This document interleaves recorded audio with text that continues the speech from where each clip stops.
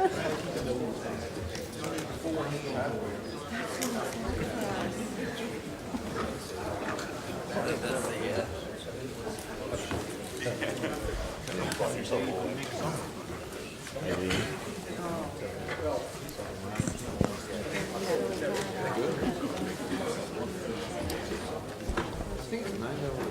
really sweet. I don't know what it is, but it's nice and sweet. I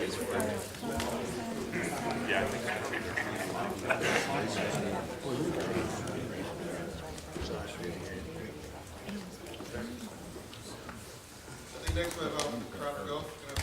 You guys ready? Thank you very much. Are these mics on?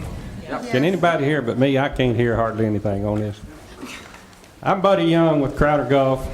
I thank y'all for having us here. We attended this meeting, I guess, the last time we had it. It's kind of become an annual or semi-annual event. We appreciate the opportunity to speak to you. Crowder Golf's been in this disaster business, the parent company, since I guess the 1960s. When Camille hit, Crowder Golf was formed in the mid-90s as a standalone agency to do just debris cleanup. But Gulf Equipment's been in this business, whose parent company, Crowder Golf, since 1960. We do this stuff just about the same way you've heard in these presentations. Being a third presenter here, we just have to talk the same things you've already heard. If you stay in line with FEMA policy and FEMA regulations, we all do this stuff just essentially the same way. If you want to get reimbursed, you've got to follow their policies and regulations. So all the contractors that's in this business pretty well does that and follows FEMA policy. I'm a former FEMA regional director. I've been with Crowder Golf for the last 12 years. I have with me Leanne Rawls. She is a former county emergency management director. And Brian Smallwood has a degree in construction engineering, has been with Crowder Golf now for several years. We have several other employees that came out of the disaster business, former county emergency management coordinators. We have another FEMA regional director on our staff. So we know how the business is done. We've worked for several of the cities and counties up here over the last few years. Isabel was the first big disaster we had up here. We worked several cities up here and got acquainted with many of you. We were up here again in Irene and worked in several of the cities. So I'm not going to rehash the things that you've already heard about how this business works. Again, we all do it just about the same way. I want to talk a little bit about waterway cleanup, which seems to be a growing entity in the disaster business. We did a tremendous amount of waterway cleanup after Hurricane Ike in the Galveston, Texas area, Bolivar Peninsula. And we did a lot of work on Sandy up in New Jersey. We had a 53-mile stretch of the coast and all of Barnegat Bay to clean up the water up there. And that's a little different animal than cleaning up debris on the land. You guys here have got quite a bit of water around you. And with the idea that of global warming and the ice caps melting and sea levels rising, waterway cleanup may become a bigger factor than it has been in the past. I read something not long ago that they expected the sea level to rise in the next 20 years by, I think, if I remember right, about 2 feet. If that happens, it's going to put a lot of coastal cities underwater. And there's going to have to be some major decisions made about handling that. We had, in New Jersey after Sandy, they came out with a separate bid, RFP, just for waterway cleanup. They selected 3 contractors. A company called Don John had some on the north end. Crowder Golf had the bulk of it in the center of Barnegat Bay, about a 53-mile stretch down the coastline. and Ashford had the south end of it. There's a lot of issues arose with doing that a lot of people hadn't thought about. FEMA hadn't dealt with a lot of it. It was a new experience for a lot of the FEMA folks, and it delayed the cleanup process considerably. The biggest problem we had of getting things done was getting decisions made on who had jurisdiction, or what you could do and what you couldn't do. The jurisdiction issue arises. It arose in Galveston after Hurricane Ike, between the General Land Office, Corps of Engineers, Coast Guard, and the cities or the county as to who had jurisdiction over a certain piece of water. Those decisions have to be made early on in a waterway cleanup project. Y'all may need to think about that here. You may already know exactly who has jurisdiction. If you don't, it'd be a good idea to learn that and determine who's going to take the responsibility to clean up the waterways. The next big issue, after they issued that contract and we started trying to go to work, a big issue was eligibility. What's eligible and what's not. Again, you know, on land, you got eligibility issues where FEMA says it's got to be storm-generated debris and it's got to be on the right-of-way and so on and so forth. But in the water, a lot of the debris you can't see. It's underneath the water, and you don't know what it is. So the issue came up about, well, was it there before the storm, or did the storm put it in the water? We pulled one car out up there that the FEMA man swore when we pulled that car up, he said it's not eligible.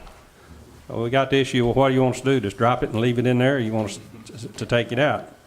We got the car out, went ahead and took it to the bank, to the offload site, and ran a license number on it and identified the owner and found out that it was definitely eligible, that it was in the water because of the storm, because the city police knew where it was sitting before the storm hit. They knew the car once they identified the car. But just looking at the car, because of the condition it was in, FEMA just automatically said it's not eligible. So there was a lot of things pulled up there, and I think Ashford probably pulled up a few they had the same problems with, is trying to determine whether it's storm generated, whether it's put in there because of the storm, or whether it was there before the storm happened. There's a lot of restrictions on what you could clean up, what areas you could clean up. You had issues on endangered species. They had a lot of areas up there that was marshlands, wetlands, endangered species, oyster beds, so forth. And they put restrictions on those and says you can't get in them, even though they had a lot of debris in them. They didn't want us in there cleaning it up. So we had to write plans on how you're going to approach these things and how you're going to do it and how you're not going to do any more damage to the vegetation and the endangered species and whatever else might be in there in order to get this debris out. And that got rather complicated. We had a lot of not environmental, but historical sites. They had a few places up there that had some sunken ships or boats that had been there for years, and they were considered historical sites. So we had to put a perimeter around those, sometimes of 500 feet. We couldn't get any closer to that site than 500 feet. But then they got some historical people in, and they reviewed the issue, and they determined what debris was in there, and then we had to decide how we're going to get that out without damaging that historical site. So all of that was a slow process of making those decisions and getting the environmental people in ahead of where you're trying to work and get the decision made by those people, what we could do and what we couldn't do. Federal lands, it's kind of crazy the way some of that's laid out up in that country. You might have 1,000 acres of federal lands there that was right in the middle of state lands. So you had to overlay a GIS map to see what was federal and what was state, and you couldn't get on the federal lands because the federal government excuse me, the federal government had that responsibility and the state didn't. Goes back to who has jurisdiction over certain properties. One of the, I guess, most entertaining things we dealt with while we was there, when we first started that job, they had 3,000, or not 3,000, 3 houses in the water that just rose and floated out into the bay. One of them was about 100 yards out in the water. The other 2 was just 20 or 30 feet from the bank. But they floated out there and set down in the water still intact. Now, they was kind of pushed off center and twisted around, but they were still intact as a house. When they first give us our task order, they said, do the houses first. That's the first thing we want you to get out of there. Well, before we got started on that, they said, no, hold it, we can't do that. We got to make some decisions on these houses. One of them, the homeowner's going to have to sign off on letting us remove that house, even though it's off his property and in the state water. See if they got anything in it they want to get out. Then the issue came up of who had jurisdiction over that house, and whether or not it was going to be a demo of a house or whether or not it was going to be debris removal, because there was 2 different pricings. I take that back. It wasn't 2 different pricings. There was a price for debris removal on our contract for debris removal from the water, but there wasn't any pricing for demolition of a home in the water. All of the pricing for home demolition was on the land contracts, which we weren't working under. So that debate went on with FEMA for quite some time as to whether it's going to let us do those houses as demolition or debris removal. And they finally decided to do it as debris removal and not demolition. Then you had the issue of asbestos, whether they had asbestos in those houses or not. Were they safe to go in and examine and abate? You know, there's a difference between just wetting the house down and tearing it down as Rackham, or whether you got to abate the asbestos that's in it. That debate went on for several days or maybe weeks. It was about 3 months into that deal before they finally let us remove those houses, when they started out to be the first thing they wanted done, but it finally took 3 months to get that done. Another big issue up there was finding debris that was submerged, finding debris underwater. They wanted it, started out they wanted everything sonar, that entire bay, which is several thousand acres. I don't remember the exact number, but it's like 100,000 acres or more. It was a tremendous amount of water. It's a very large bay. They first started out, they wanted everything sonared and see if we could find the debris. Then they decided, no, you can't do the whole thing. FEMA's not going to allow that. So they had to decide exactly where we could sonar and where we couldn't sonar. And the way they made that determination was they would look at how much debris we was finding in a certain area, and if it was a lot of open water around that area and there's very little debris, they'd say don't sonar the rest of that. Just sonar the areas around the bank where it looks like there may be some debris. Then the issue came up about whether we were going to sonar after we removed the debris that we found, after we identified targets and removed them. Are we going to go back and sonar again to be sure we got everything? And that debate went on for quite some time. So all of these decisions had to be made by DEP. This contract, Department of Environmental Protection, was one that was managing this contract and overseeing our operation. So sometimes we could get moving along and doing real well, and then the next thing you know, we had to shut down and wait on some of these decisions to be made. So cleaning up waterway is tremendously different than cleaning up contracts on dry land. The next issue, I guess, wasn't in this order, but another big issue we had was offload sites. How do we get the debris? We were using picker barges like you saw on these trucks you've seen on the screen, where they got the big grapple on them and they reach down, pick the debris up off the street and put it in a truck. We had picker barges, grapples on barges that would reach down in the water and get the debris and put it on a barge. Then you had to haul it to the bank. Then the issue became up, how are you going to get it off that barge and load it in a truck? We're not going to let you put it on the ground. You can't ever let it touch the ground. you've got to put it directly into a truck. The only way we could let it touch the ground is if we got a site approved as a temporary debris site and got DEP to approve that site and let us use it as a temporary debris site. Well, there were very few places around that bay that would be suitable for that, where you could get trucks into after you put it off on the ground. You could get a truck to it, to load it, and then haul it to the temporary site. So the way we worked that out, they had a lot of bulkhead around the bay. We would pull the barge up against the bulkhead and back the truck up to the bulkhead and take the grapple and reach over on the barge and pick it up and put it in the truck. Therefore, it never hit the ground. So we had to get several sites like that approved to use in order to get the debris off the barges. Once we got it in the truck, then we hauled it straight to the landfill final disposal site. Permits on the water cleanups, kind of like permits on land. You gotta satisfy environmental people and get the proper permits to do anything in the water. The next issue, I guess, would be what you're going to do with the vessels and the cars and stuff that you get out of the water. When we first started that job, they thought they had 40 or 50 cars in the water. We ultimately found 3 cars. So there weren't that many cars, but there were a tremendous amount of boats.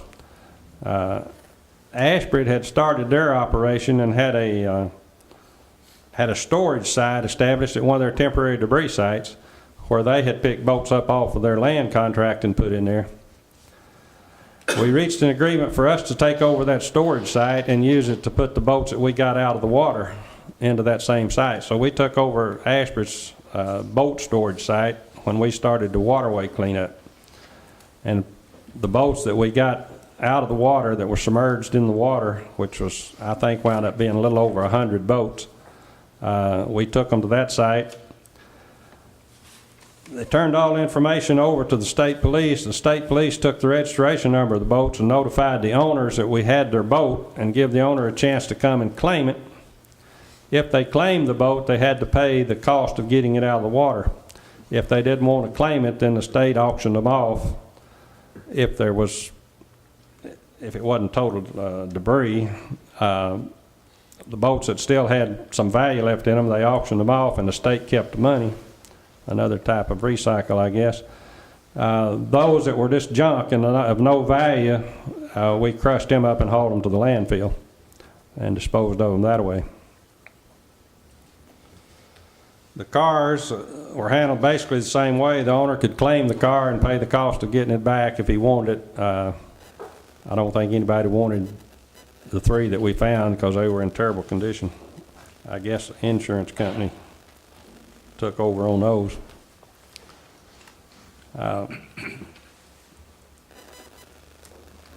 Does anybody have any questions about the water cleanup? This is the first time I've heard about. I'm sorry? This is the first time I've heard about marine cleanups. We haven't done that in this area. Was that the first time you did one, or is that? This is the second time we did a major marine cleanup project, and we did it on Hurricane Ike in Galveston, Texas. Essentially the same thing. I think Texas was a little better prepared to deal with it than New Jersey was. The General Land Office in Texas has jurisdiction over all the water, inland water. The Corps of Engineers had some jurisdiction over parts of it down there, and the Coast Guard had jurisdiction over some of it. As a general rule, the Coast Guard take care of their own problems. Now, we have got contracts in place with the Coast Guard to do work for them on marine stuff if it comes up again.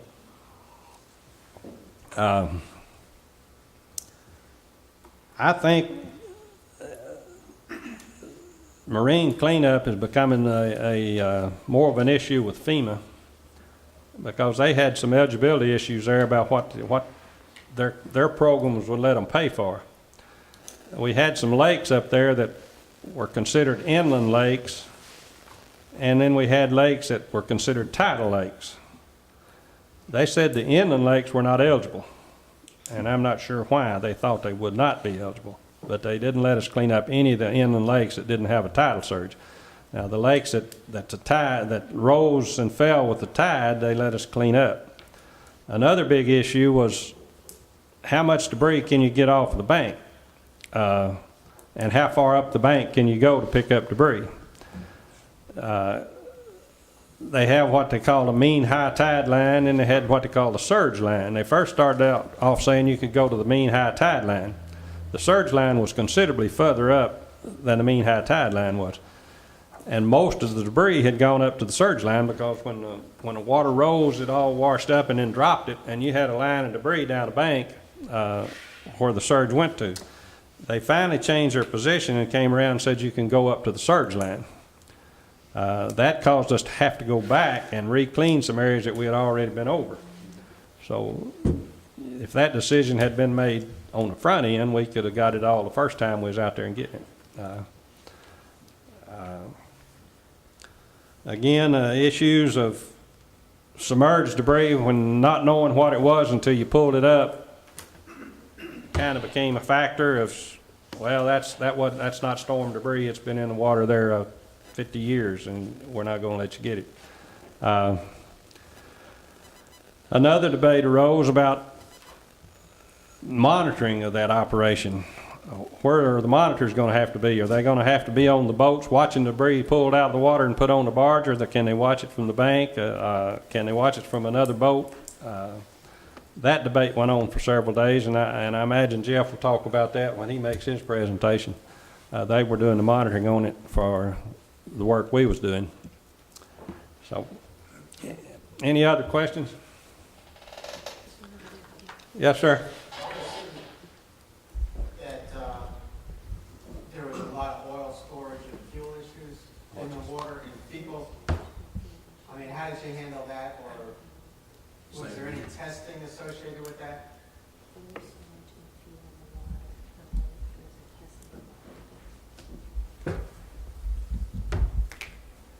I still don't understand what you said. He said there was a lot of oil, probably oil storage and fuel in the water. Do we have to deal with that, and was that testing involved? We didn't find much oil in the water. Now, the boats that were pulled out that still had fuel in them, we had to pull the fuel out of them before we could dispose of them.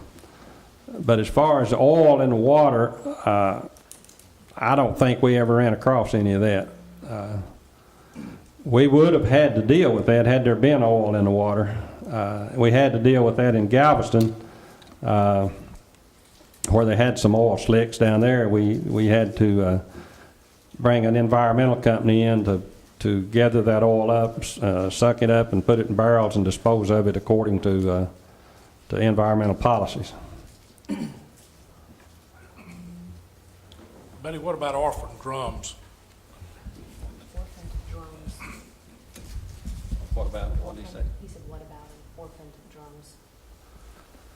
drums? They had to be taken to and handled just like any other hazardous material would be. I think we found one or two oil-filled drums that still had oil or fuel in them, but it was very limited. I can't remember, but one incident where we found an oil drum that had a lot of oil in it or a lot of fuel in it. It was just picked up and handled as hazardous material.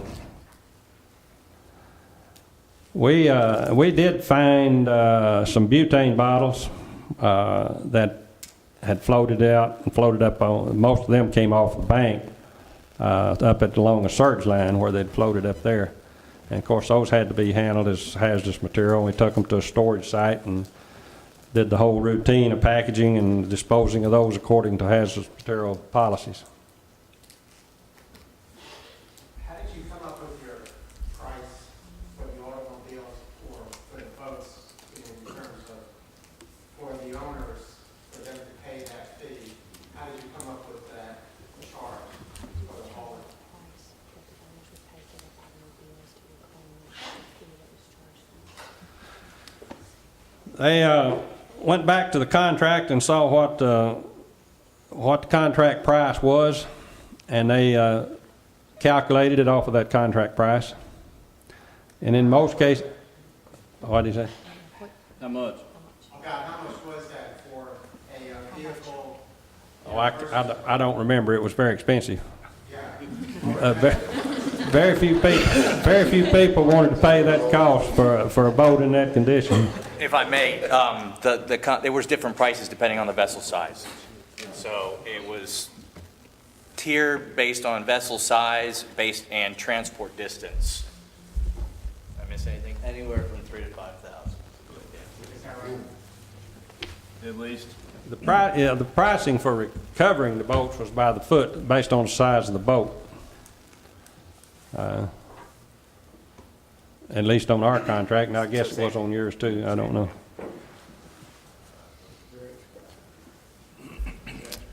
Any other questions? Real quick, I'll give, ultimately, who did you decide had jurisdiction? Was it the Coast Guard in Baragat Bay? Was it a locality? Who was in charge of? ultimately, the state and the Coast Guard relinquished some of their, not the Coast Guard, but the Corps of Engineers relinquished some of their control to the state. In Barnegat Bay, where we were at, the state has jurisdiction over all of it except the federal lands. There was several places where it's federal lands, and y'all had quite a few federal property down your way too, didn't you? We did. You have DOT channels that were in our area as well, but it was still state DOT.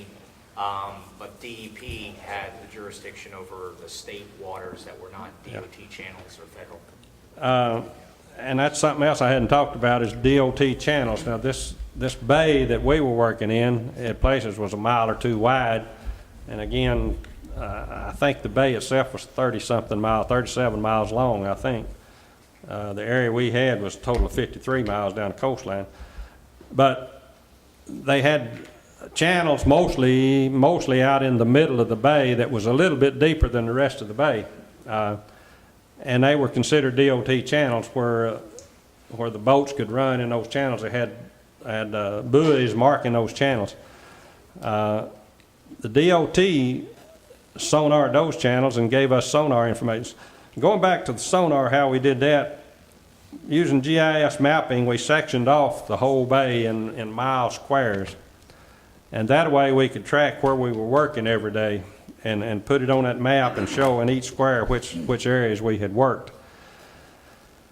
So the DOT channels fell into those squares, and they would identify GPS coordinates where they found debris in those channels, or where they had sanded in and needed to be dredged.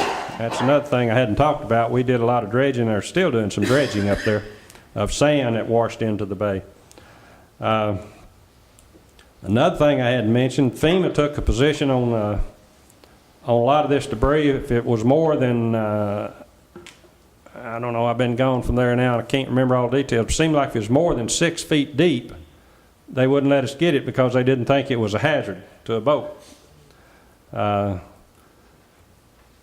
the ocean side, they let us go out to 12 feet deep, 14 feet deep, I think, 14 and 16. They let us sonar out 16 feet deep, but any debris below 14 feet they wouldn't let us get because they didn't consider it a hazard. We didn't do a lot on the ocean side other than sonar it to find out what was out there. Most of the work we did was on the bay side where the water washed over the island and washed stuff off into the bay. And if I remember correctly, they let us get anything that was less than 6 feet deep. Most of that bay that we were working in wasn't but about anywhere from 4 to 7 feet deep. It's a very shallow bay. Now down where Ashford was at, I think it's a lot deeper than that. Y'all had more open water down there. Yeah, but we had some of the rivers coming up that were a little bit shallow as well. I had a quick question, and you can pretend you didn't hear this question if you don't want to answer it, but the material that was pulled out that was not eligible, what happened to that material? Well, you know, they finally let us do it. They never did. I don't think they ever really denied any debris that we got out of there. Now, they stopped us from getting things that wasn't eligible, is like trees along the bank that had obviously been in the water for some time. If they were loose, the roots were out, and they were out in the water, they let us get it. But if the roots were still attached to the bank and still in the ground, they would let us cut it off at the water line, but they wouldn't let us go any further than that. And what they try to look at is just like on land debris, is it a public hazard as far as eligibility goes? Is it a public hazard, and is it storm generated? But I don't recall, Jeff, where's Jeff at?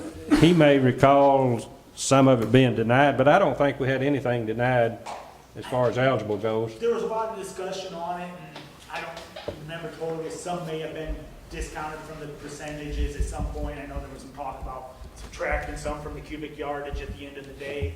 I can't remember if that ever did happen, but there was definitely a few loads of debris that they said this vegetation wasn't eligible, we need to subtract it, and we argued each way. And most of the time, Crowder Golf being very reputable company, we took their side on most of the stuff because we agreed it was eligible. And I don't remember the outcome of some of it, but that's. If it was on a navigational chart and you knew it was there before the storm, then it would get knocked off the list. Otherwise, everyone was under the consensus that it got moved in some manner into a hazardous position by the storm. And any cost for any ineligible debris that we picked up is ignored by Crowder Golf. Thank you. Any other questions?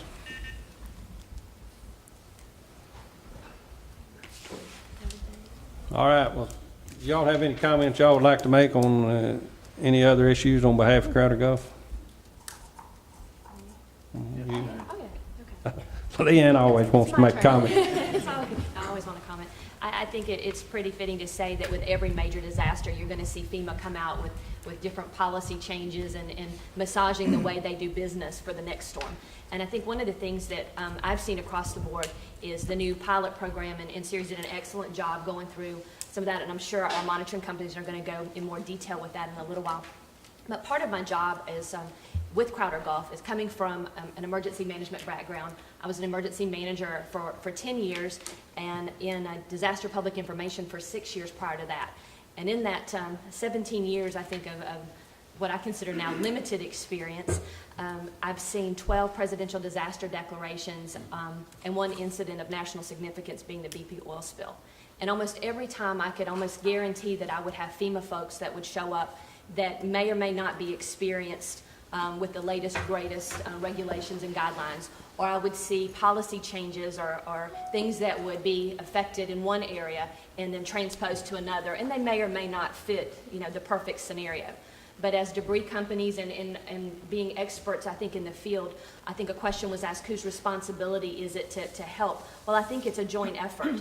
I think there's some times when our local people receive more guidance from the state, who receives it from the region, maybe more so than we do as debris contractors. And then in another aspect, I see us working across multiple regions of FEMA, where one region may be more proactive in getting information out than another. And what I've seen just recently with the Sandy Recovery Improvement Act is really having, in some areas, very limited information about what that act actually entails and how it's going to be utilized across the board. And part of my job with Crowder Golf is to get out and meet with our various clients in areas and talk with them and provide training to them. And in one of my most recent meetings, we talked about one issue specifically, and that was recycling. And Ceres did an excellent job. That's one of the problems when you have multiple groups together. Sometimes you end up repeating one another.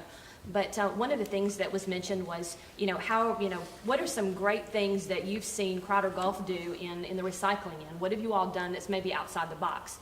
And immediately I could come up with just a couple of things that when I was in emergency management I thought was really cool, was really neat. And one of those issues were just like Ceres, in Escambia County, Florida, after Hurricane Ivan, John Ramsey, who's been graduated from Auburn University, has with an agriculture background, been in the timber business for over 40 years, thought to bring in a small van sawmill. And they started cutting logs right there on site at one of our temporary debris sites, and were able to use another subcontractor that sold to a gentleman that produced log homes in Tennessee. So that small, I guess that ingenuity there fostered jobs, and it was able to move and recycle debris, you know, through multiple states and create jobs. Another instance that we used was in Isabel, right here in Virginia, when the market was absolutely flooded with chips. John had some international connections with Turkey, and he actually brought in ocean bulk carriers, and we actually bulked this stuff out on ships and sold it internationally on the international market for their power supply companies. And then that kind of sparked something with us. And even as much as last year, we looked at selling chips in Macomb, Mississippi to power plants. And so I started thinking, wow, you know, there's a market there. And just starting to do some research for one of our clients that asked about this. In your backyard here, we have Dominion Power that just came on board. And so I called the Department of Agriculture and I said, you know, can you tell me a little bit about this, you know, this new biomass fuel industry here, and how can we as a debris contractor get involved with this and help our clients? And they said, well, the Department of Forestry is now tapping into this, and they are actually taking the Department of Forestry's temporary debris sites, and they're using that, because one thing that I found when I've studied this is all of these companies need sustainable supply of fuel source. And so they might have multiple companies that are being able to supply them, but there's only short percentages of what they can get, you know, whether or not there's a major storm or whether or not they have bulk suppliers. So the key thing there is to be able to get on board and bring them to the table quickly. And what I found in my research was that not only did we have Dominion Power, but we had Alta Vista that was coming on board, we had Hopewell and Southampton, and then Pennsylvania Power in Hunt, Virginia was absolutely producing enough biomass fuel right now to support 20,000 homes with electricity. So just right here in your area, there's a huge and upcoming, I think, market for this and for our wood chips and for all of us as debris contractors to be conscious of our environment and be able to look at this as a fuel source for us. I know Virginia has a voluntary renewable energy goal to have 15% of these companies, or have the companies meet 15% by 2025. So they're on a very aggressive timetable to try to convert from coal to biomass fuel. So I think it's very advantageous to us, for all of us, to kind of look at this market. Sure, there are issues that, you know, that we face as far as the cost. Is it going to be cost prohibitive to go this route? You know, the permitting, and then of course market availability. Are they going to be tapped out when we really need them? But I think part of that, as far as negotiations with looking at your debris operations plan or debris management plan, and looking at your local emergency planning committees, are bringing these people to the table right now and getting them involved in your planning process, and to see, if nothing else, you know, can this debris be stockpiled? Can we work together to be able to put this debris or move this debris into areas that it can be used for fuel? And so that's just one of the areas that I thought that, you know, I kind of bring to the table and see if we could start, you know, partnerships. But I know that, like I said, we all work together. We all are looking at, you know, many of us could be working here in the same region. But I think when the cities all get on board together and then they bring in the local businesses, I think it creates a market that will be beneficial for all of us. And I'm going to turn it over to Brian and let him. Good morning, I'm Brian Small, I'm a project manager with Trout Gulf. To add to what Leanne said, and Carl Dix hit on it earlier, the availability to recycle is a lot of times based on your quantities. You know, when we were able to ship chips to Italy, it was because we had so many chips.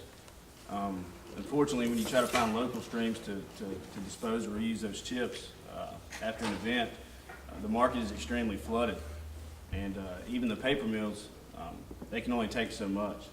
I know that after Hurricane Irene, here locally in Virginia, we were hauling most of the chips to Smurfit Stone. So we would avoid the tipping fees. You did have to pay for the hauling.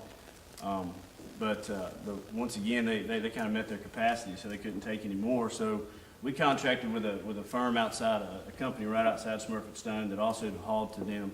And they had a permitted site there, and they were able to store all the chips. So we gave them all the chips for free. He, in turn, sold it to Smurfit Stone down the road. Also, from past experience here in Virginia, traffic, it is extremely difficult at times. One of the things I learned real quick was to coordinate my routes and locations that I sent our trucks based on the shifts at the ports. When those ships release, there's quite a bit of traffic that builds up, so I would obviously, bring our trucks closer to the DMS site. The number of DMS sites obviously helps. The more you have, the closer your haul distance is going to be, the quicker you'll get the debris off the streets. A lot of that, you really have to coordinate that on the front end. This is a pre-event contract, so you need to have pre-event coordination. I know it's difficult with these particular contracts because, many of the municipalities haven't selected their contractor out of the four. A lot of our, research and our training with clients is based on our past experience here. After Isabel, we were activated by numerous contracts, and we knew where those DMS sites were, because we had approved them at Isabel. So in turn, we used the same sites after Hurricane Irene. So, having repeat clients definitely helps. Some of those sites we were able to burn. Burn is the cheapest way to go. We were actually able to open burn and not air curtain burn. And this is just recently after Hurricane Irene. But you have to have kind of a perfect site with not a lot of neighborhoods around it. So obviously the ash doesn't affect the public. But we were able to burn, which reduces it about 90%, which is quite a bit more than grinding. And then I think we hauled all that ash to a landfill. But after Isabel, we were able to haul the ash to farmers, and they were able to spread it around, disc it, and add lime to their soil, which obviously benefited their crops. Those are just a few options. Some of the other options that we visited after Hurricane Irene was Newport News, which is it's part of ISPA, I believe, but it has a standalone contract. We happen to be their contractor. They have a compost facility where they break down all the mulch and all the vegetative debris that comes to their compost facility from their citizens. They allow them to dump there for free. They grind it down a few times and make compost out of it, and then give it or sell it to the citizens. So we were able to leave quite a bit of debris, the mulch chips there. And they, obviously for free, avoiding the tipping fee, avoiding any price to haul, they were able to turn it into compost and give it to the citizens. We also did public notices that offered out free chips to citizens. Unfortunately, sometimes the chips are kind of dirty, so there's a lot of dirt in it. So some avenues of selling it aren't really there. That really depends on how many stumps you have. If you just have a lot of clean vegetative debris coming off the streets, it's a little easier to get rid of it. We did contract with some local mulch companies that would come pick it up and haul it for free. So they could turn around and sell it. I believe part of the Sandy Recovery Act is that any proceeds from recycled debris, the municipality actually gets to keep now. Before, I believe that was deducted from your reimbursement. So, recycling and reusing debris is definitely the way to go if those avenues are there. A lot of the times you need to go ahead and determine that. Like I said, the markets are flooded. We happen to hold contracts with a lot of people that will take it now in this area just from past experience. But if each of these contractors could kind of meet with everybody and discuss it, it'd definitely be a proactive approach and save everybody some money in the long end.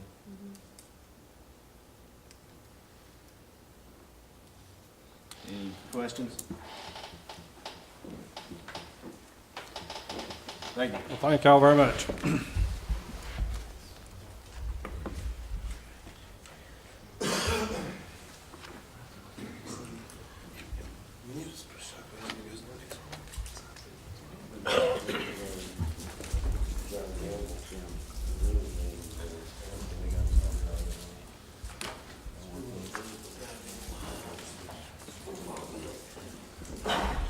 Hello, everyone. My name's Alan Morris, Phillips and Jordan.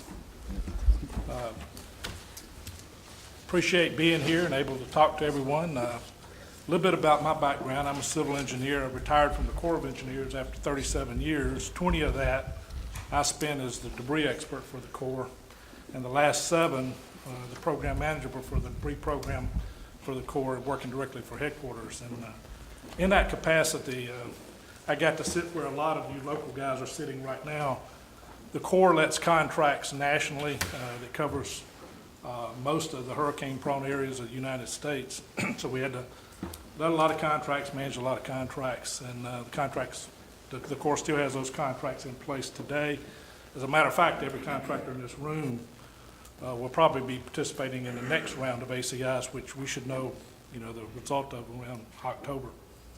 But in saying that, I've kind of been fortunate enough to be with the debris program from the very beginning, along with Phillips and Jordan in 1992, and Andrew all the way through the World Trade Center, all the way up to Sandy.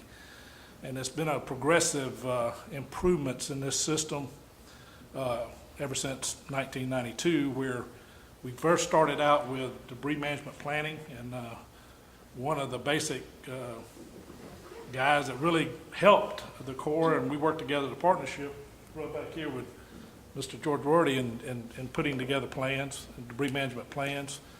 And that's kind of spread across the United States over the last 10 or 15 years. And then we saw the improvements of, okay, now that you have a plan, you need a contract. And then once you have a contract, the next step was you need help monitoring it. So we've gone from planning to contracts to monitoring firms, and now we're in the next evolutionary step of using automated debris management systems, which is coming online right now and will be a major part of what we do. And so with that background, I've kind of put together some best practice slides. A lot of it's kind of repeating. But one thing I want to bring to your attention, I know someone asked a question about what makes a good debris management site. There is a Corps of Engineers site, public site out there. It's called ENGLINK, E-N-G-L-I-N-K, E-N-G-L-I-N-K, public. And if you click on that site and go to debris management, there's all kind of checklists and items there that the Corps put together in relationship with FEMA. You'll see a lot of it has to do with the FEMA 325 guidelines. But it's all there for you to use. There's contract formats. There's a lot of information there that you may find helpful. With that, I'm going to talk, like I said, about a few best practice rules. And always when you talk debris, you got to begin with the end in mind. You can't pick anything up unless you got a place to put it. And so that's the primary emphasis here. And then it goes into communications, how you communicate with the public, how you communicate with the debris team, whether it be FEMA, state, local, federal, and then all your interagency people, whether it be EPA, Public Works, also locating sites. And then I've got up there environmental rules. That seems to be a key thing, and I got the little bullet there. It says don't shoot any horses. That's a statement we use inside the Corps. When we went into a response, we tell everybody, let's not shoot any horses here. You'll see why I said that here in a few minutes. But also another rule, we'll talk about that too, is haul C&D directly to disposal sites. What we've learned over the years, very few times can you actually take a heavily mixed C&D pile and really do any feasible amount of sorting or recycling there. So in most cases, you want to haul it direct to where it needs to go and be done with it without double handling it. And also, you need to balance your reduction methods. We've seen through a lot of P&J jobs and everything else that that's something that needs to be looked at. You need to look at multiple alternatives there. We'll talk some about that. In communications, doesn't need to be anything real fancy. This right here is just one example. We come out, when you're talking to the public, we say, don't cheat the environment, where actually the word cheat tells them what to do at the curbside. Just like you see right here for an example, C&D, household hazardous waste, electronics, appliances, trees and limbs. But this is something very easy. It can go out ahead of time, put that out in the local radio stations and everything else to help, because no matter really, you can talk about segregation and all this all you want, but if it's not really taken care of at the curb, it's a losing battle. You really lose it right there. So this communications ahead of time is absolutely key. And I found in areas with our experience that, if you tell the people what they really need to do, they'll do it. Just kind of using this as an example here of a debris mission using a runaway stagecoach as a picture here. But if you have a debris management plan, you execute that plan, you got A, B, C, D, E, we're going to try to stop this stagecoach. This is just one method. And most of the times, everybody knows once you start into your planning, everything doesn't really go, as planned. And there's always other methods. For instance, there's a method 2. And this is where I get back to don't shoot any horses. What I mean by here is sometimes when you get into the actual response mode of things, you have a tendency to take shortcuts. We can do this, or this is maybe, something maybe not totally approved by FEMA, but we can do that. Or environmental laws, we can bend this law or that law. But, what we've learned is you don't have to bend any laws. There are ways to expedite things and do it appropriately, and you need to take the time to do it appropriately. Because if you don't, you're going to wind up with issues, down the road. We've been talking about debris reduction sites and everything that goes on there. And what I'm going to do here is just kind of step through these phases and talk about some best practices kind of along the way. First step is the tower. Tower locations, where you put them in you need stacking room for trucks. It needs to be high enough to see in the truck. And the newest thing now is, like I said before, is moving into this automated debris management systems. We actually need power at the sites now. They're going to have generators, to run equipment there for all these systems.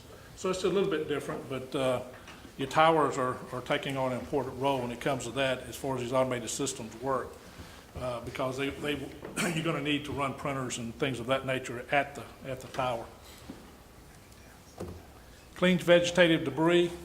When we're talking about grinding situations, when we're talking about mulch, the most time we're talking about is very clean woody debris. A lot of times even paper is considered a contaminant, so all that has to be considered. In some areas, you may have debris that's actually feasible. It may be mixed to where you can put manpower in there and it's feasible to pull some of the other items out, so it can be ground and reused. But the point I want to make here is it needs to be a balanced approach. It's just like Leanne was talking about, there's industries out there that can take some of this material. And Brian talked about the thing that happens is the market is almost immediately flooded. When you have a huge event the size of a hurricane and it covers so much area, even all the heavily forested areas, you have timber down literally everywhere. So anybody that's a timber owner that owns land, he's trying to get the timber out. Everybody in the market, you thought you could get rid of all this material, all of a sudden there's no place to take it.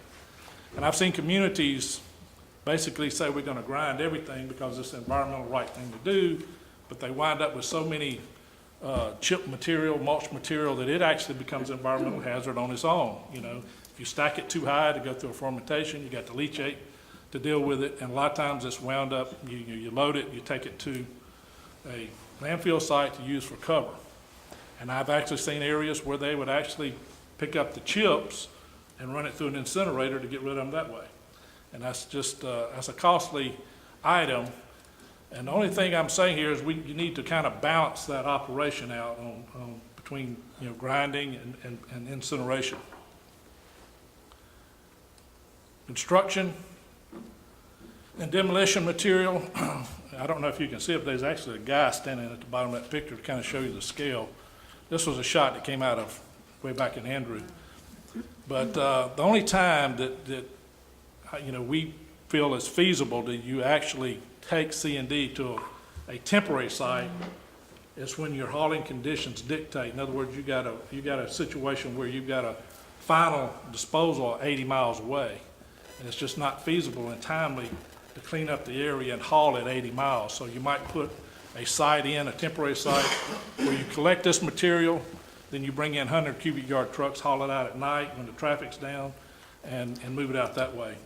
But that's not like more of a transloading operation. Otherwise, if it's in any way possible, C&D material needs to go straight to its resting place. That's the most cost-effective way to handle it. Hazardous toxic waste.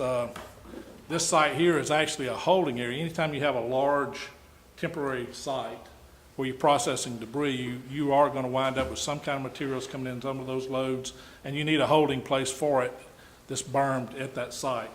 And once this particular site gets full, you have someone come in and haul that out.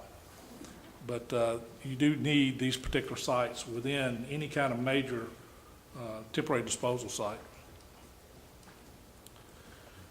Okay, air curtain incineration. Just a little bit about these are engineered systems we're talking about here. The airflow across this pit of burning is engineered it's up to a certain velocity to where it actually puts a lid on this pit. So all the particulate matter that's circulating in there is recirculated below that air curtain and burned. So when these things get on up 2,000, 1,500, 1,800, 2,000 degrees, all the particulate matter is basically taken care of. You can meet EPA air standards on these air curtain incinerators. We've done it in the Virgin Islands, Florida, most anywhere.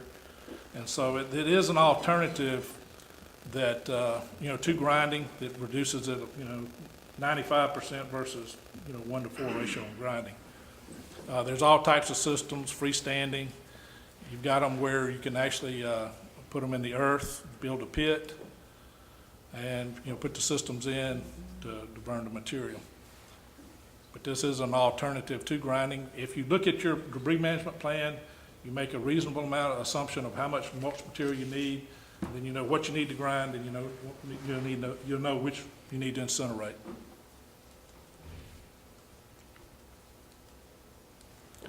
The ash needs to be separated from the pits. Of course, that can be hauled to landfills this cover or used in agricultural areas. And then, of course, you got the grinding operations.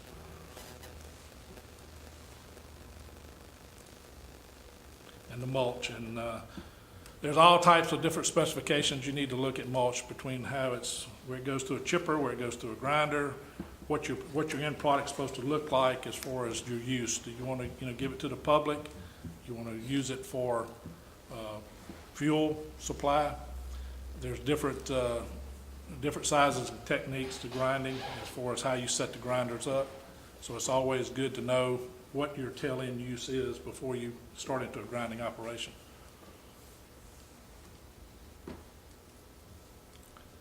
Metals. You talk about metals and metal recycling. Some areas where you have large numbers of mobile homes, corrugated metal roofs, things of that nature, you have different types of metals. Along with white goods, all this can be recycled. What we learned there on metals is a lot of times before you start a baling operation, you would actually want to get your subcontractor, whoever's going to be buying this metal and these materials, because a lot of times they like to mix these bales up. You may have some metal out of white goods and refrigerators mixed with corrugated metal, mixed with structural steel.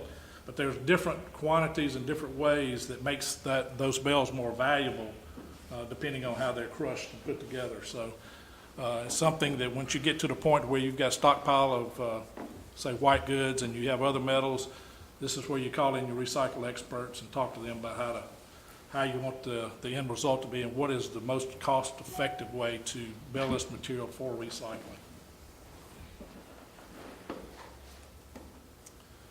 Special waste, we've talked about all this, the electronics waste, household hazardous waste. The thing I want to talk about on household hazardous waste is this is waste that comes out from under your sink, and there's really you don't have to have a specialized contractor to remove this stuff. You see the little trailer over here, you just need to know that it has to be segregated into like substances. You don't want to mix this material together in any fashion. You mix this material into a debris pile and the whole pile can become contaminated. So it does need to be pulled out, but it needs to be handled in a specific manner. And a lot of this material can be recycled back. Most of the time when you get into a major disaster under a contract here, EPA would be the ones that accepts this material once it's collected from the sites and from the curbside. Electronics, again, that's a huge thing as far as volume. If you've got the volume, then electronic recycling usually becomes cost effective. But the bottom line here is all this has to be coordinated with FEMA up front, talking about what you want to do. FEMA will not fund a local government or entity to set up a recycling program, but they will fund operating within one you already have. So if you already have a recycling program going, they will, fit into that and work with you on it. But they're not gonna fund setting up, your own recycling program based on this event. So that's something you need to keep in mind there. Somebody talked about sites and size of sites. It's kind of a good, better, best thing. This is probably a 200-acre site, which is optimum. In some areas, we like to stay with 20 acres or more, but if you've got 15 acres there or 5 acres there within 10 miles, and that's the only thing around, then you can work within that. And the way you do that is on your recycling. You may add more grinders, you may add more incinerators, to take care of more volume quicker, and your haul out might be faster, but, you can work with it. So you can work with most anything you have, but location is critical. And the type of site and the size, the bigger the better, really, is the way the sites go. And of course, they have to meet all the checklist of items that I told you on the Interlink site, as far as wetlands, endangered species. You don't want them near a school or a church or, things of that nature, but all that's on the checklist. But that was one of the primary things. When you talk about debris management planning, you can talk about all the planning you want, but if you don't have pre-designated sites in there, you really haven't done your planning, because that is the key. And once it's a temporary site, of course, the sites were remediated. In this case, it was an agricultural field and put back in the owner's hands and ready for the next time. And a lot of this takes testing, initial testing. You got to do initial soil tests to put them on record, so you can soil test it when you finish it, so you'll know that you've left no contaminants at the site. But other than that, oh, by the way, this is a shot out of Joplin. We responded to Joplin and the state of Alabama tornadoes. I've never really seen anything quite like that, but that was pretty amazing to me. Anyway, any questions?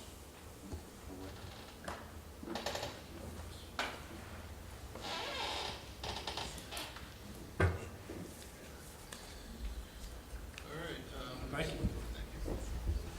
Candace, you guys ready?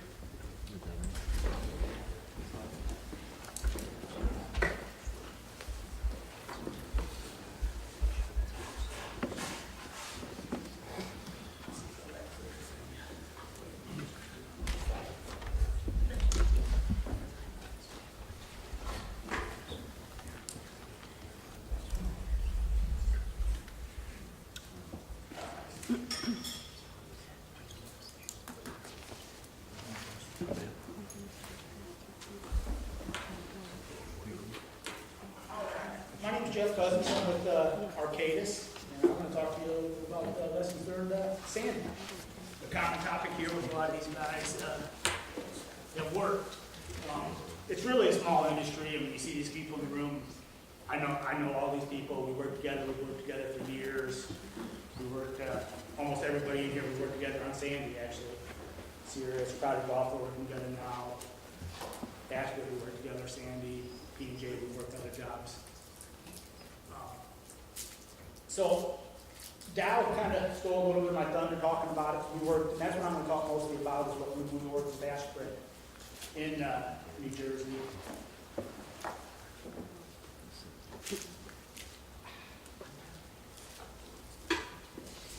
Hurricane Sandy in New Jersey.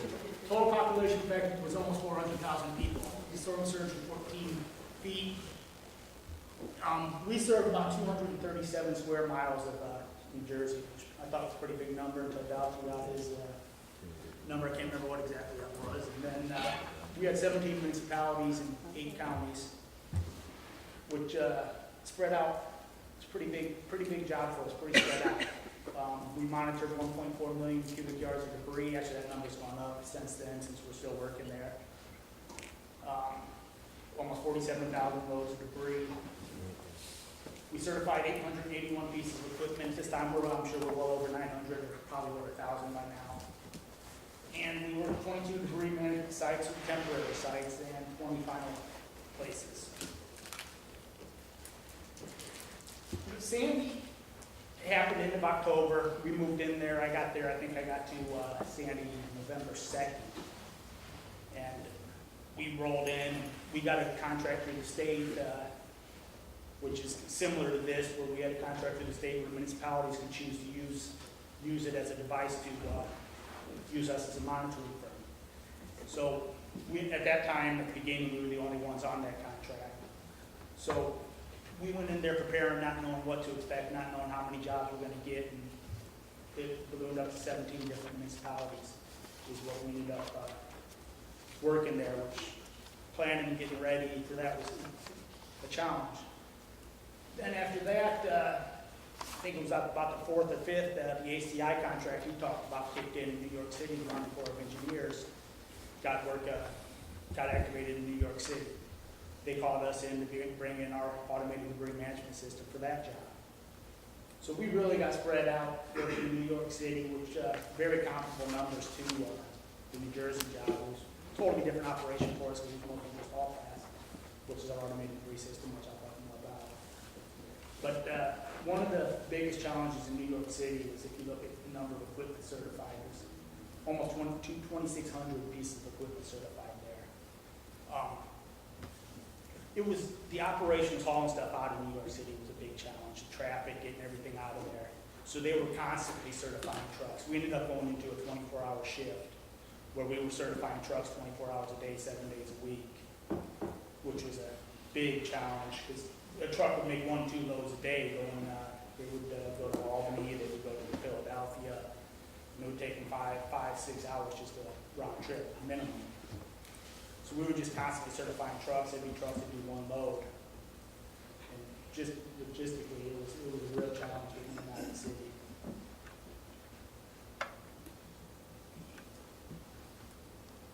Key aspects of debris management.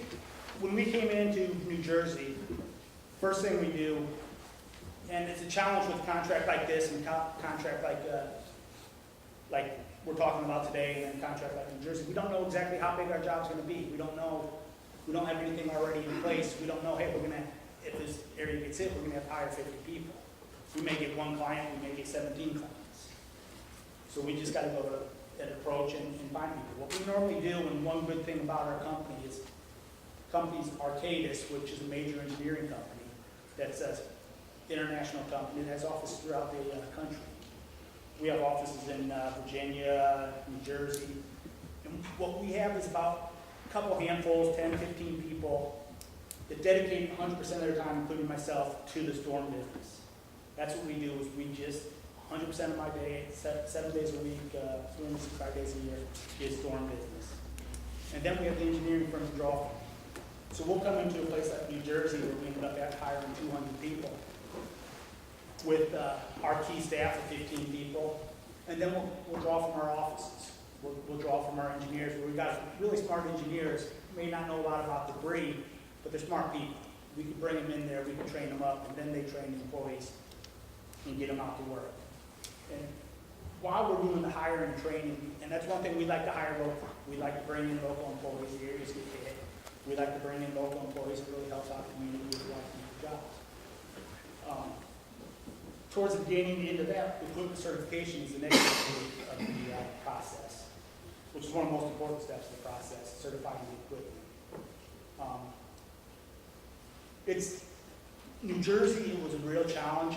We were spread out so far. So we were certifying 17 different places at the time. So we had to put together 17 certification crews. Certification is always a challenge, always is one of the most important things. If you don't certify the trucks at the beginning of the job right, the whole job, the whole reimbursement could be an issue at the end. Another thing, monitoring field and DMS. You've got to put monitors out. Reduction, recycling. Everybody talked a lot about reduction, recycling here. A couple things, and I wanted to talk about the recycling cost, and one of the questions earlier was who determines if you're going to recycle? Who makes that decision? Is it the hauler? Is it you guys? And really, it's the municipalities that make the decision, and we like to help in that. I think it's a cost-benefit analysis, kind of like what they said. You could look at it and say, yeah, we're gonna save a couple of dollars to do this, but it's gonna take us 3 months more to get the job done, so it's gonna cost us a lot more money. We'd advise you guys, you know what, probably doesn't make much sense to recycle. If I were you, I wouldn't recycle it, I would just get rid of it, let's get the job done, and save money in the long run. Or the other way around, I mean, public relations, it makes more sense to recycle a lot of times. So even if it's not the best cost, if FEMA will reimburse it, if the cost is out of line, if the cost isn't out of line, FEMA will reimburse it, but if the cost gets too crazy to do it, FEMA won't. Leaners, hangers, dumps, hazardous household material, we talked about all this, these guys talked about all this. Monitoring final, cradle to grave, we all talked about, you gotta monitor everything from cradle to grave. One thing we bring, and Phillips and Jordan brought up a lot, is Hall Pass, automated debris management system. Hall Pass is our automated debris management system. It's something we came up with in 2005, after working Wilma, and then going into Katrina. We decided, you know what, there's a better way than dealing with all this paper. So we came up with an automated debris management system. We call it Hall Pass, which is a trademark name for it. It's an electronic ticket service that gets rid of paper. It's handheld PDA. We use certification laptops. We have a separate laptop for every certification site. So we don't certify on paper. We do everything on the laptop, which we print out paper receipts, but we do everything on a laptop. One good thing about Hall Pass and ADMS, which, you know, for a while ADMS was the only, we were basically, I think, the only people who had it. Now it's pretty common. I think everybody almost have an ADMS, have some sort of ADMS. It leads to faster time reimbursement. You get the data, you get it real time. You know what you spend it on a day-to-day basis. And I'll get into a little more detail how beneficial that can be a little bit later. Better accountability. That's one thing that ADMS really helps is accountability and knowing what's going on in your job. When you're using paper tickets, if you have a monitor out there that's not doing something right, it's not knowing what they're doing, there's something going on wrong, he's writing the wrong address, he's not doing something, you may not know it until you go through the tickets a couple of days later. ADMS, you're seeing this stuff real time. If something's not happening, you're auditing your work, you're going to see these issues real time. And you're going to catch problems that you wouldn't catch normally for a couple of days. Improved reporting times, you can report real time on what's going on. And it limits some opportunities for fraud. It definitely does. Paper, you can give out paper tickets, you can't do that with our Hall Pass system. There's a lot of fraud deterrences. Well, the mission starts out, the first thing we're going to do is register employees.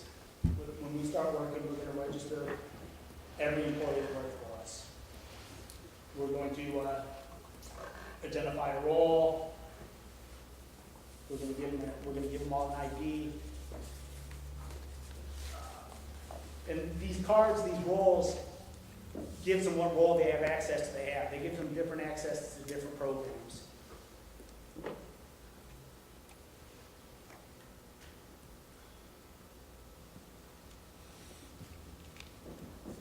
Then we go into the certification part. Certification was, like I keep saying, was a real challenge in Sandy. When the job starts, you want to get steel on the ground. You want to get rolling. And if you're not certifying trucks, you're holding up the operation. And the laptops and doing that is a real good way to doing it. And one thing we learned in Sandy was we needed a better way. We needed to do better. The screen you see here is what we did before, and we really changed that a lot in Sandy. We made it a lot more streamlined. We can certify trucks a lot faster with new trucks out on the road. And all that data is stored on the computer. You can see it real time. What we use is a smart card.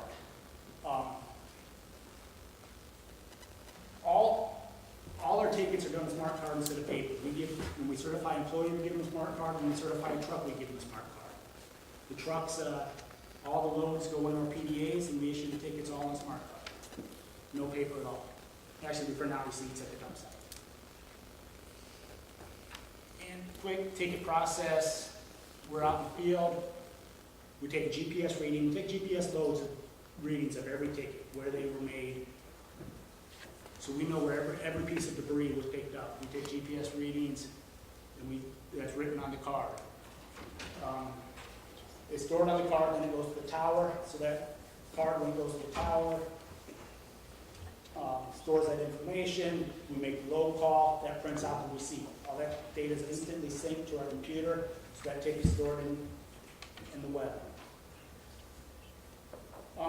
Next thing, event manager, which is huge. Event manager is where everybody has access to what's going on, knows the debris, knows everything, knows how much yardage, knows where the debris is being picked up, which is huge for you guys, for communities, knowing where the work's being done, how much work's being done, how much yard's being picked up. Hall Pass gets a common source. You have the Hall Pass, which allows logins for everybody involved in the operation. You have a login for a municipality. They can see all the data for the project. FEMA has a login. They can see all the tickets. They can see everything real time. Subcontractors, contractors have logins. State, local government. It gives one source where all information is listed. And the slide is more just a debris removal process, truck certifications. First thing you do is go into the right of way. And then depending on severity of the storm, you got the private property debris removal, which that's something we're working in New Jersey right now. We're working private property in a few municipalities. Demolition of private structures, which is a whole other animal. A lot of planning involved. Important mission considerations, primarily preliminary debris assessments. It's real important, and I'm going to get into communication from the get-go, what's really important. The municipalities normally have a relationship with either a hauler, the contractor, the monitoring firm, somebody. It's important that communication is done with everyone. The contractors, especially the ones we have here, the Crowder Golfs, the Ashford's, the Phillips and Jordans, really good at making debris assessments. We're really good at making debris assessments. It's important to get everybody on page after an event's been declared and get out there and make a good debris assessment. Get us all in the same room, get us together, and we can make a educated debris assessment. And just talking and knowing what agencies are involved and what their responsibilities are. Who's going to clean up the federal roads? Who's going to DOT roads? Who's going to clean up the state roads? Is that your municipality's responsibility? Knowing that up front, I think is really important to discuss, be ready for, and just plan out. Invoice reconciliation. That's something I touched on earlier. We do that. We help do that. Payment and documentation.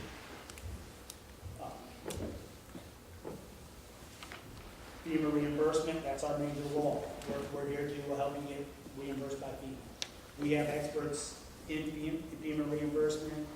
We make sure you guys are doing everything the right way. And closeout documentation, closing out a project is something we definitely help with. The big thing in FEMA reimbursement, all this stuff is, you guys are, you do your job, you guys have full-time jobs. We are experts in the debris removal. That's what we do 365 days a year, 7 days a week.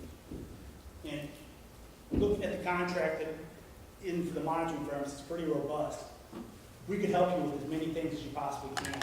And I recommend you use us for as many things as you possibly can. Take as much off your shoulders as you possibly can and give it to us. Your resources have their normal day-to-day jobs. We're here to help you, and that's one of the frustrating things about a lot of clients. They don't use us to our full capabilities. They try to do too much themselves, they try to do, everything on top of their full jobs. This is what we do, this is what our expertise is. I've been doing this since 2004. We've got people that've been doing it for longer than me.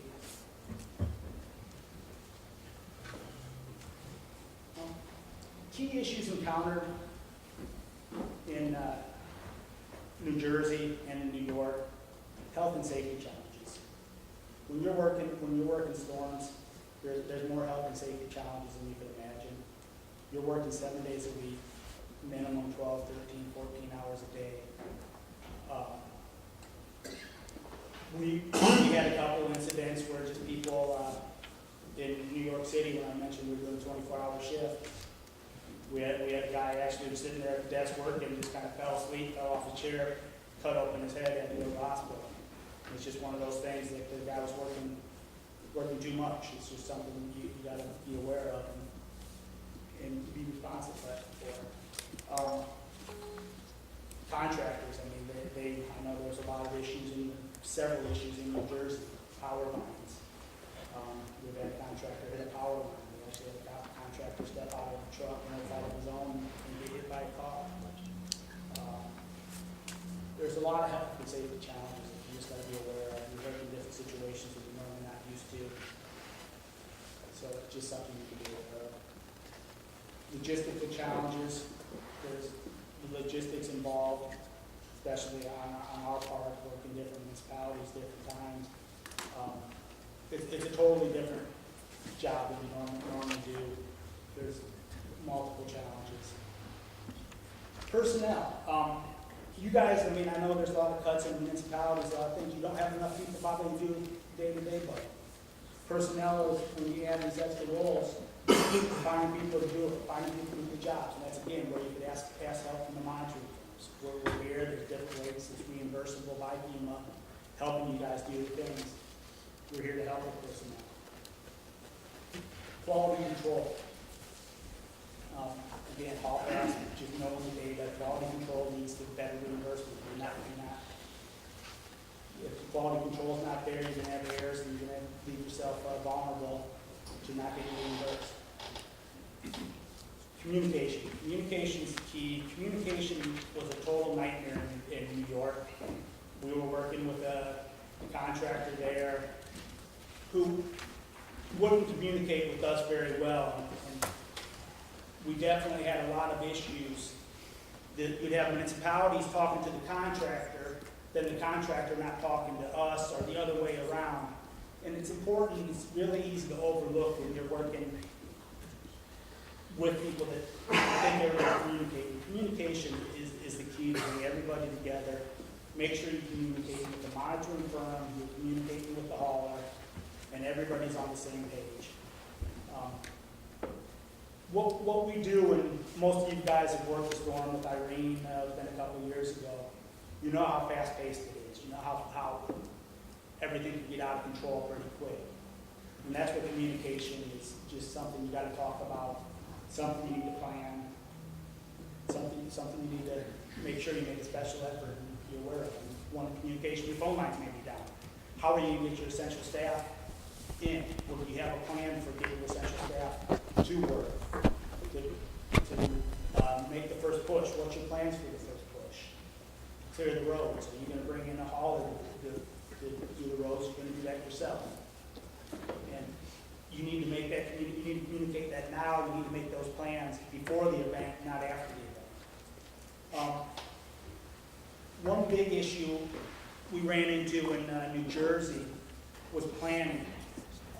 The contract that was in place that Ashford worked on did not cover a demolition. It didn't have demolition in it, and it led to some issues where they had to rebid it last minute. Cities weren't proactive in preparing for that. They're picking up debris for 6 months, and next the debris is gone. And with the title search, there's a ton of demolitions. They didn't have a mechanism in place to put a contract out there. They had to wait 90 days, go through their normal procurement process, and put out a whole new RFP and bring in contract for demolition, which, another thing that I wanted to go to, led to another issue, was local hiring. Like I mentioned, we do a lot of local hiring. We'll hire local staff. And one good thing you guys are doing is you've got the big guys. You've got Ashford, you've got Phillips and Jordan, you've got Crowder Golf, which, like I said, we're all about local hiring. These guys are all about local hiring. They're going to come in there and manage a job, and they're going to bring in local subs. They're going to bring in and really help out and bring in a lot of local companies. One thing in New Jersey, after the big guys, Ashford left, they gave a lot of contracts to local people, just that don't have the capability to perform the work. And it really, we think picking up sticks, picking up debris, anybody could do it, but the capability of some of the big guys is invaluable, especially when you get to more of the complex stuff, like the right of entry, debris, and the demolition. The demolition is very specialized. You really need a contractor that knows what they're doing. I'm not going to talk about waterways. I think Ralph's going to talk about waterways. But we were so fortunate to be working with Crowder Golf on the waterways, just because, as he said, there were so many nightmare scenarios. I can go on for hours, just with stories like he did of issues here and there. I'm sure Ralph's going to have a lot to add with that. And if you don't have a good contractor, somebody that knows what they're doing, somebody that's going to be ethical, somebody that's going to do right, everybody's job is going to be a nightmare. So, man, it's a great start bringing in the big companies, and it's something you need to do.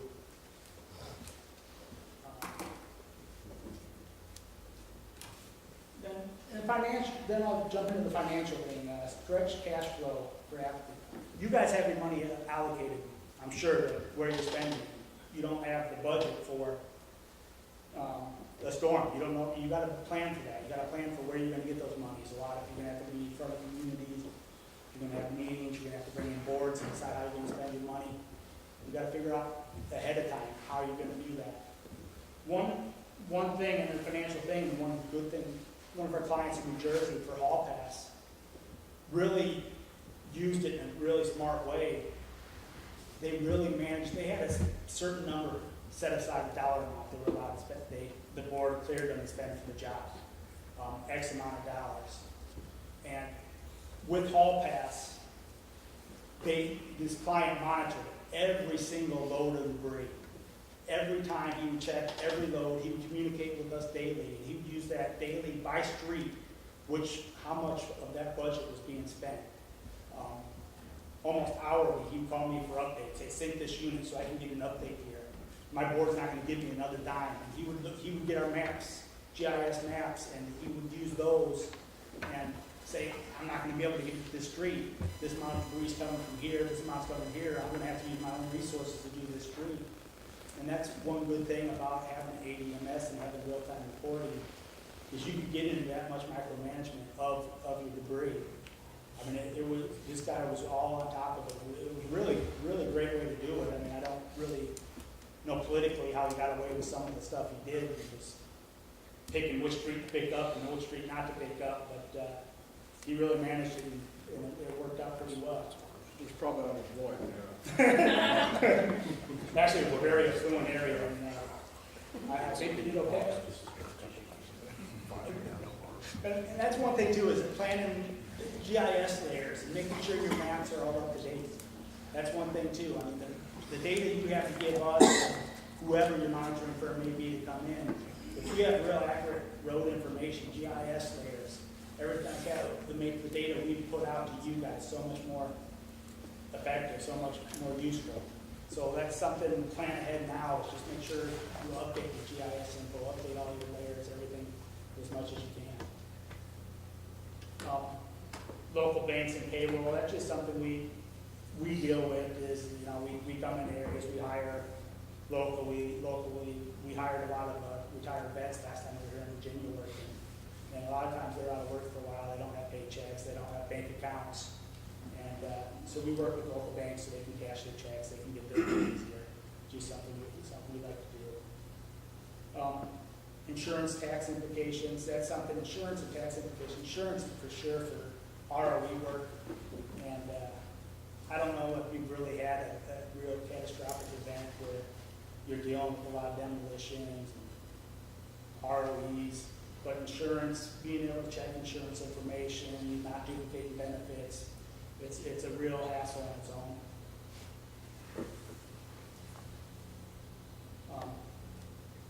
Yeah, like right of entry, do you have a plan? Do you have a plan for right of entry? Do you have normal processes that you do to get right of entries? Is that something in your bylaws? Do you have a way to handle that?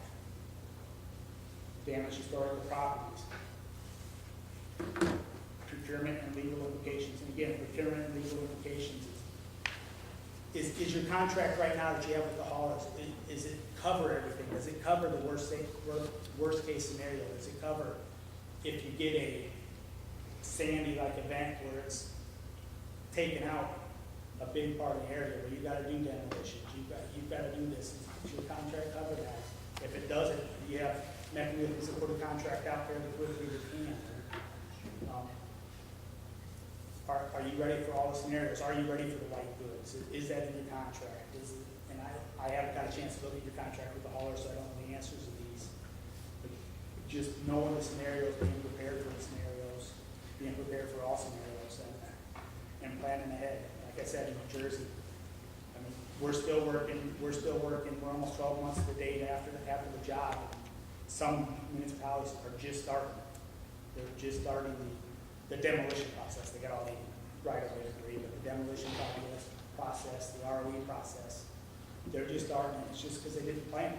They weren't ready for it, and they didn't think about it with so much going on with the debris pickup on the right-of-ways. They didn't plan ahead, and they weren't ready for the right-of entry work that happens afterwards. Now you got Chris Christie who's really hammering them. He's on a weekly conference call with us and with the cities, just hammering to get this demolition done. Guess he wants it all done, making it better for the Clinton president.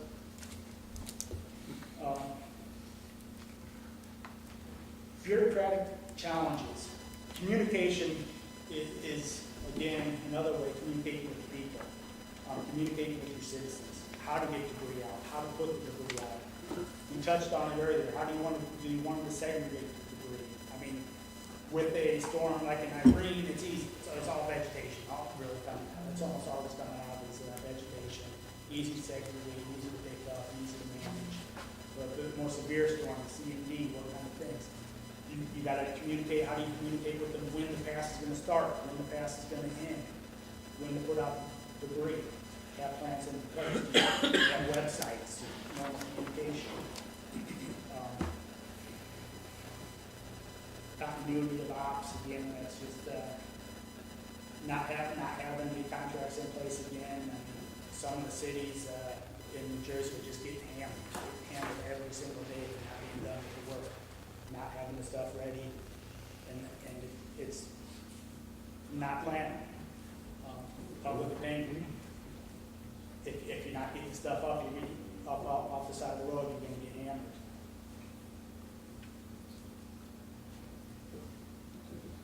Pre-event considerations, planning and assessment. I've talked mostly about planning. I mean, it's all about planning, all about being ready. This is a great start.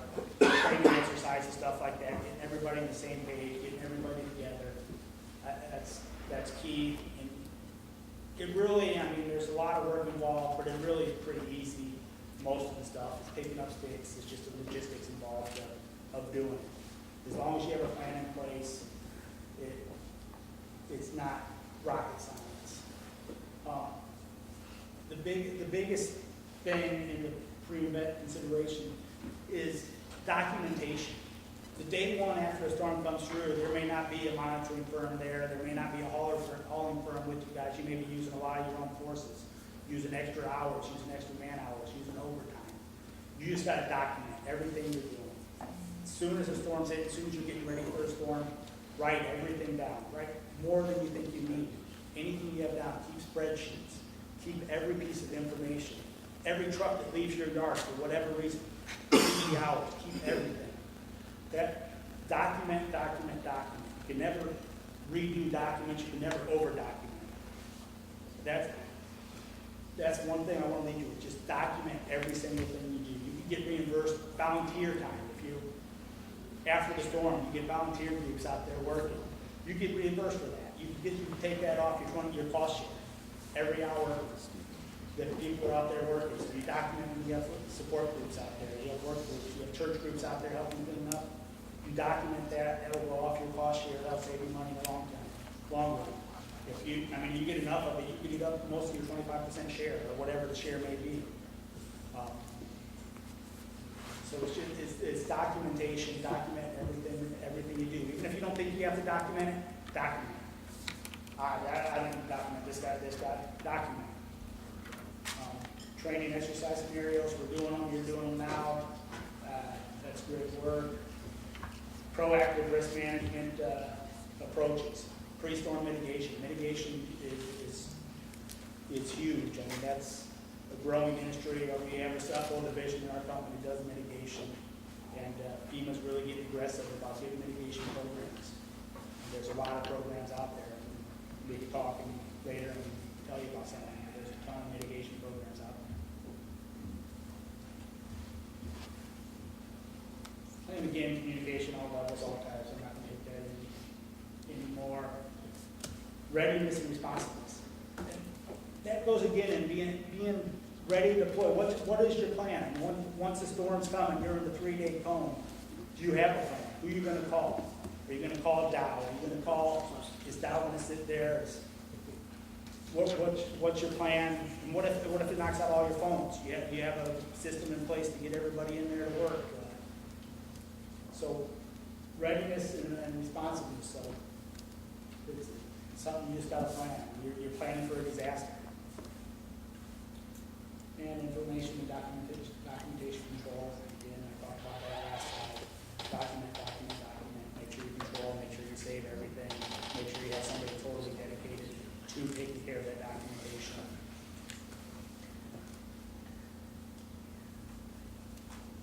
There's one of these picker barges out there picking up debris, looking like it's about ready to tip over.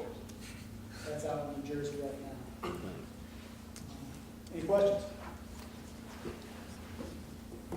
Real quick, on the demolition of private structures, are you going for reimbursement on that? Yes.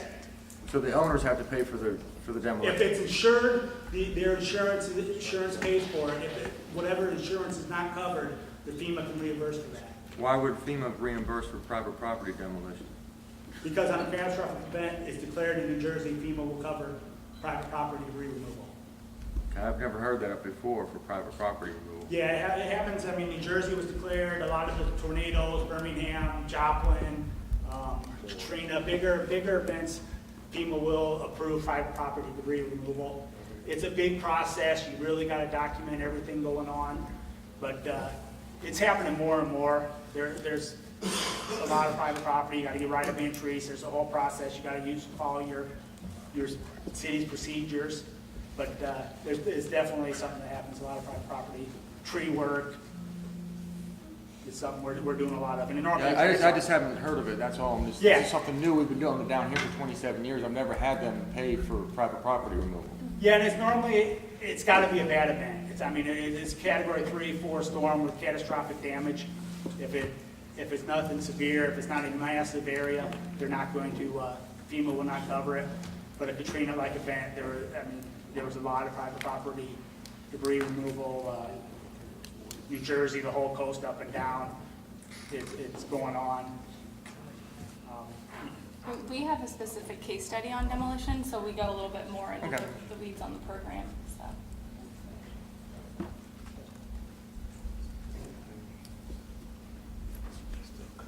George, you have a question?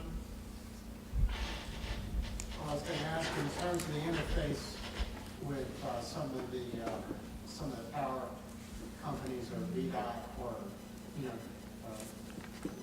was there any front-end kind of a strategy in terms of laying out access or attempting to support the critical facilities issues or anything like that? I mean, were there issues in terms of setting the priorities or setting a strategy in terms of interface with the power companies and the localities or the state or whoever? Well, I mean, that's something really out of our purview. That, most of the power work and most of all that stuff happened before we were on the ground. We got on the ground at the same time as Ashford did there, so they already did the push, they already did the power lines, most of them. I mean, there's still active power lines, everything, but it was really before our time there.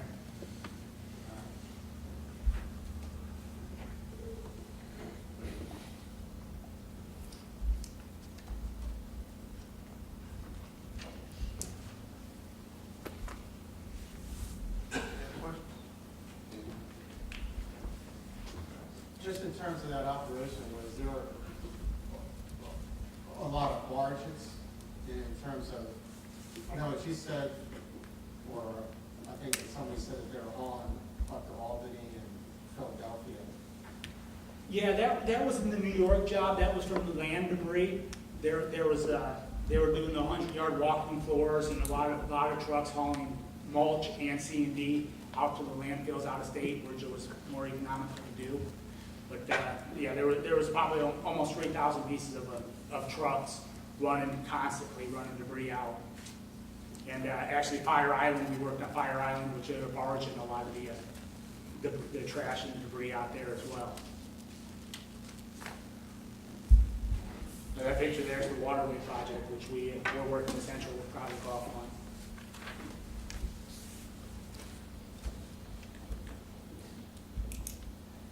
Great. Well, how did somebody identify Albany or Philadelphia? I mean, isn't that? Cost. That's pretty far. Yeah, it is cost. They find a landfill that's willing to accept the debris. And, I mean, one of the haulers can talk more on this because I don't know what really criteria that goes in selecting them, but a lot of it's cost. It's more economical feasible for them to bring it to that landfill than some of the landfills closer to the city. Well, in New Jersey and New York, it was really what was available. They had so much limited landfill capacity, their landfill capacity was totally, they were taking debris from mainland and actually taking it out to Long Island, which seems counterproductive. It is counterproductive, but they had no room to put anything. So a lot of debris ended up in Tennessee, in Indiana, so it was even further than Albany just because that was the only way to get it out. And then it was also up to certain unions, certain contracts that were already in place prior to the storm. So they were the ones that really dictated where the debris ended up. So did you also utilize the rail aspect of it too? So- In terms of the distances? Some of the debris did go to rail stations, which they used rail stations to haul it out. Some debris did go to rail stations. Is that a separate contract? No, same contract.